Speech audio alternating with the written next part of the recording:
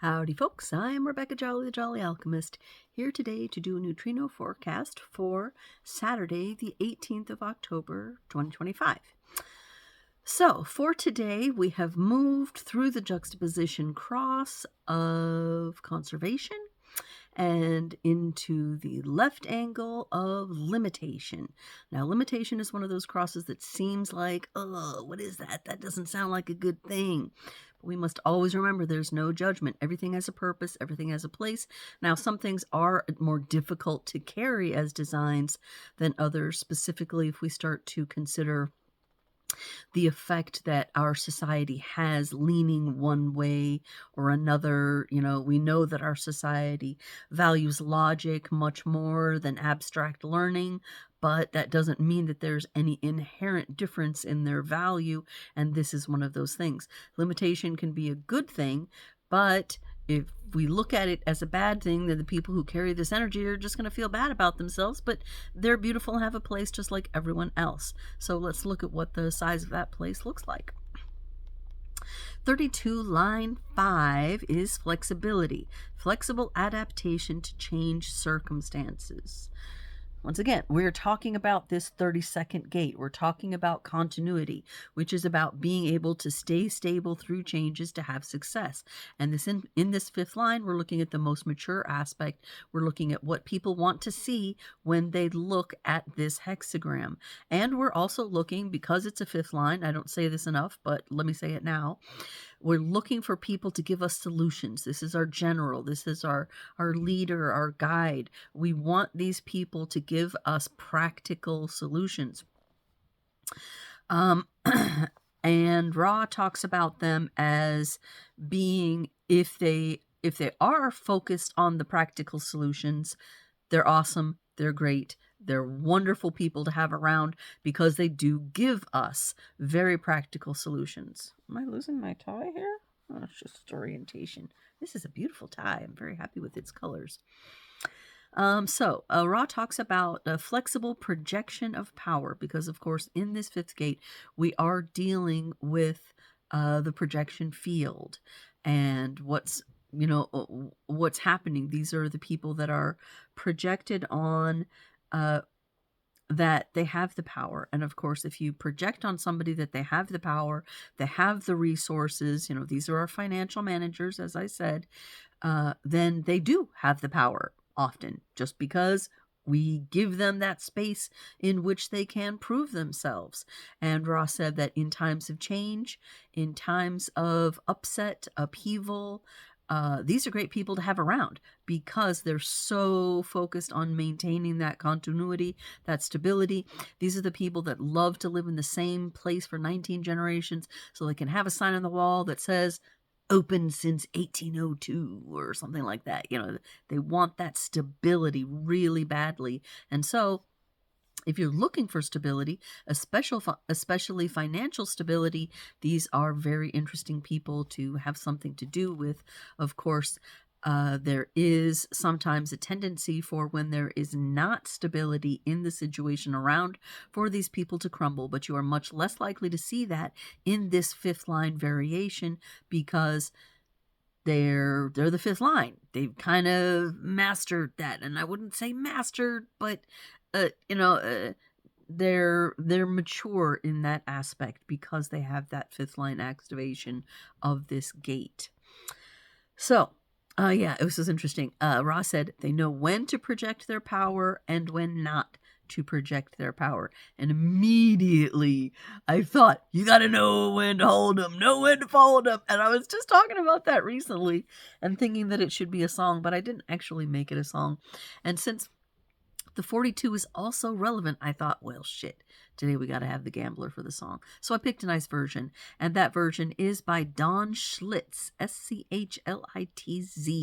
So if you kind of like the interesting power of that song and you want to hear a new version, it's got a nice little mandolin in it and some nice harmony, give that version a try. All right, for our Earth activation, we have 42 line 5, self-fulfillment. Ra calls it self-actualization. They're very similar, so it's fine. But there's a little bit of a different theme there, I find, but whatever. Growth that leads to self-fulfillment, and that self is really the important piece of this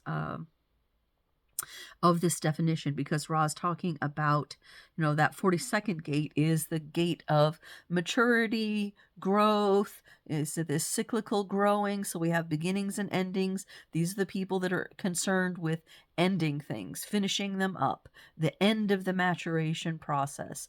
So they are, in this case, projected on that they are the mature ones. They can carry through growth. They have done it. And of course, when we do that to them, we give them a time in which they can prove to us, oh no, I lost my whole thing. Oh, Shiza. Oh, that was such a cute little thing too. How about that? That they can prove to us that they are mature, and that's something that may or may not happen. Now, what tends to happen in Ra's experience is that they tend to move from, whereas in the fourth line we have people really wanting to be in the middle of it, that mediation theme we talked about, the midwife, they're wanting to talk about maturity in between people or helping other people see maturity things going on. In this fifth line, what happens is they move into a position more where their maturity and the wisdom that they've gained is for them. So they're having their own experiences, that's why it's self-fulfillment or self-actualization, because they're taking that actualization or fulfillment that is possible in that 42nd gate and saying, yeah, but that will be for me. I don't necessarily need to tell you about it or let you know. Ra told the story about giving a reading, or, well, he just said in general, these are the kinds of people that will do, you know them for years and years, and then one day after so many years, you find out that one day a month they take off all their clothes and paint their bodies and sacrifice animals and bizarre shit. But you won't find out about it because they just keep that to themselves. That experience is for them. And he also told a story about giving a reading for some guy, and he was talking about this energy, and the guy said, oh my gosh, that really resonates with me. And he said, oh really, why? And he's like, just last week I went firewalking. And it was like, there you go. That self-actualization process just for him. And he's not necessarily telling people about it, but it is a part of his own personal growth and maturation process. So that is what we are seeing in this fifth line, which means that that's the energy we're holding today. And we can, if we look, hopefully maybe see some of that energy playing out. On a personal note, what I tend to see as I'm looking through these transits and really studying these energies deeply is that sometimes I will feel the energies, sometimes I will not. And then a lot of times what will happen when I have an experience that really connects me to what's happening in the transits is some unusual event will occur, or something will be strange between people, or something unusual. And then my partner, who knows me very well, will go, and what's happening in the transit at that time? So then we go and we track what was the transit looking like at the time that that thing happened. And it's usually, local, very much, not local, like location wise, but it's something where, like, in reference to someone we know, or something that we can track down a time. And we go and we track the time and we look at that transit and we go, oh, huh, okay, I can definitely see how that was contributing to that. So I think that, just as a note for people who are wanting to learn design and get as much as they can out of the free information that I am giving here every day, because I got to warn you, I'm not doing this forever. I'm a 3/5. I'm an experimenter. This is an experiment. So I'm thinking to keep on doing this at least to the end of the year, maybe to the end of the actual yearly cycle, which would go into January/February. But after that, I'm going to be doing something different. And I'll probably share that or aspects of it or something. But just so you know, this is not something that I'm going to be sitting here doing for the rest of my life. I'm not that kind of person. I'm getting bigger and growing all the time. So there's a window here. And so that's why I'm trying to always help people find out how to get the most out of this information and this time where I am giving these daily transit reports, so that you can yourself learn the things that I have learned in a much easier fashion than I did. I'm telling you, I'm a 3-5. I did it the hard way. And if everybody had to do it that way, it just wouldn't get done. There would be nobody doing it. And that sucks because this is such good information for the whole entire world. So we really, really need, I think, people who can do cross of explanation and establish easier ways to learn things like human design so that this information can actually become, fifth line, more practical, more universalized. So there's me being a 5. So anyway, people energies. Yes, and this reminds me I need to do a short about the planets. Damn. All right, I'm going to get to that though. We're starting off our people energies with the moon in 64, line 5. Yet another line 5. And that is confidence, hope of a new order. 64 is, of course, our gate of confusion coming into the world. So awareness of confusion. And in that 5th line, we'll feel that aspect of, yeah, things are confusing, but I have an idea that if we stick with it, we will be able to figure that out in the end and make sense of it on the other end of that channel. So when the moon is done with 64, it will be moving into 47. That's the other end of that channel, making sense of confusion. So they won't be connecting the channel in the moon at the same time, but because the moon is carrying the 64 activation for a while, we will have the Seeker of Sense, this whole channel being activated in the world, which gives everyone mental definition, even if they do not have it. Of course, that does not guarantee that it can get to the throat, but it does mean we will have an opportunity to be able to think about things in the manner of trying to make sense of things that don't make sense to us. So, if you have the inclination to try to sit down and figure something out, today would be a good day to be doing that. All right, after the gate 47, the moon will move into gate 6. That's coming out of the emotional center. This is the tip of our emotional wave, and this is the gate of conflict or tension or interpersonal friction, and also mediation to ameliorate that interpersonal friction so that we can have creative relationships that we're starting here in that channel. All right, Mercury is at 1 line 4 at the beginning of the day. That is solitude as the medium of creativity.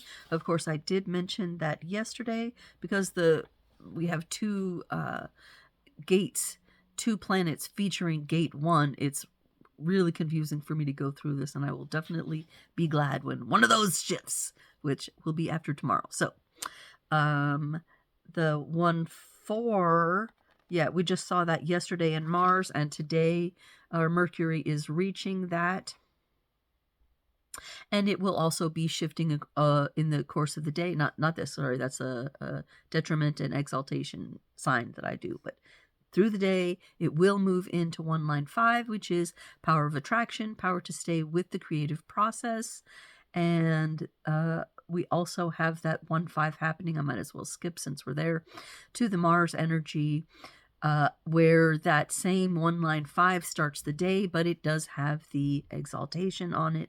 So in that case, it is attraction that results from the power of the ego to stay with and endure the creative process.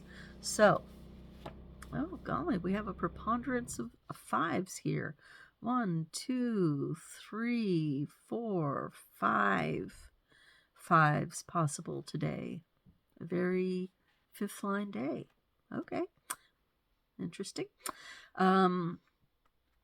So that is the lighter side of the 5th line activation that through the later part of the day we will also be experiencing in Mercury, however, probably around the same time. Let me double check the timing on that. 1-5, 1-6, down to 1-6. So there will be a time when 1-6 is really the predominant theme in the day, but we are now looking at Saturday, and that's not going to happen. That's not going to happen until tomorrow. So we'll have 1-4, 1-5, and 1-5, 1-6, but they won't actually meet together and be 1-6 together until tomorrow. So, all right, fine. that 1/6 activation is objectivity, objective assessment of creative value. So, of course, in that 6th line, it's less about creating and more about looking at it and thinking about other things, but being a very creative person. And of course, again, we are talking about this first gate where we have all the most creative and most outgoing energy in the body, because this is the first hexagram, the most yang, 6 solid lines. All right, so let's swing around and catch our Venus energy, which starts off the day in 18, line 2. But we were there yesterday, so it was accepting, to recognize and accept the irreversible. So 18th gate is focus on the broken here. We talk about this all the time. And we will be moving into the 3rd line of that gate later in the day. That's phonetic zeal, once the need for correction has been identified. So you find a place where you can make a connection and you're like, I can correct here. And you just dive all in. But sometimes there's a little bit of a throwing out the baby with the bathwater kind of energy that follows that line, of course, because it's that 3rd line that's very experimental, bonds made and broken, trying something, it doesn't work, okay, sorry, and going another direction. All right, so I talked about the song. Let's see where we are on time. Okay, quickly. Let me talk about the tie. Limitation. So what we have here is a tie of very great colors. You got all this nice variety in the colors, but part of what makes this beautiful and not just a mess of colors is the fact that there's black lines between it. There's black lines around it. The black defines and limits the areas of color, and that is really the nature of the cross of limitation. It's not to say you can't do something, but everything that we do needs limits, needs limitations. And those limits bind us, but they also give us freedom to know that within these lines, you can color. Or I'll use as an example in that vein to talk about, excuse me, these 32s, they're always running into and having to deal with the 54s. Those are the people of ambition, like me, who want to rise up in the hierarchy, in the community, whatever. They want to be influential. They want to be the top. In terms of circuitry, these 54s, they want to go and they want to get up to that 45 where they can be the owner of whatever it is, the queen, the king, the prince, the princess. They want to be at the top of the pile, so to speak. And and they need those 32s to get there. But it's the 32's job as the limit setter to go, I know you want to be the president, but it's going to be a 20-year process. You're not there yet, so you can't actually park in the president's parking spot yet, kind of a thing. Yeah, that's kind of the energy of the limitation. And I have a partner who is moving into that energy after his Chiron cycle. So I was paying special attention to that and seeing how this energy will be affecting him as he moves into his late 50s and, and on, because after we have our Chiron, that energy will be sort of flowing with us and we will have this mastering sort of, well, anyway, it's about cycles in our personalities as we age, and it's one of the readings that I give to say, look, here's the energy you're going to be feeling in your 30s, here's the energy you're going to be feeling in your 40s, and here's the energy that you will be feeling, or depending on your age, will have felt in your 50s, 60s, and onward. So it's a real nice perspective on a life. At least I found a great amount of insight and perspective when I did mine and my partners and my peeps and started to see, so that's why, even though I'm a 3-5, I'm feeling very reclusive lately, because I'm in this brand new phase of being a 2-4. So I was like, oh, okay, lots of insight there. So anyway, if you want to know more about that, please come to jollyalchemy.com, drop me a line, set up a time where we can talk and have a session, and I will tell you a bunch of things that a very good probability to blow your mind and reorient your world. But that is my specific gift. I have weaknesses. That ain't one of them. I'm pretty good at what I do. Not to brag, but yeah. So I'm going to talk about the people who carry this cross. of limitation tomorrow, since we're already late in our time. Until tomorrow, take care. I will see you.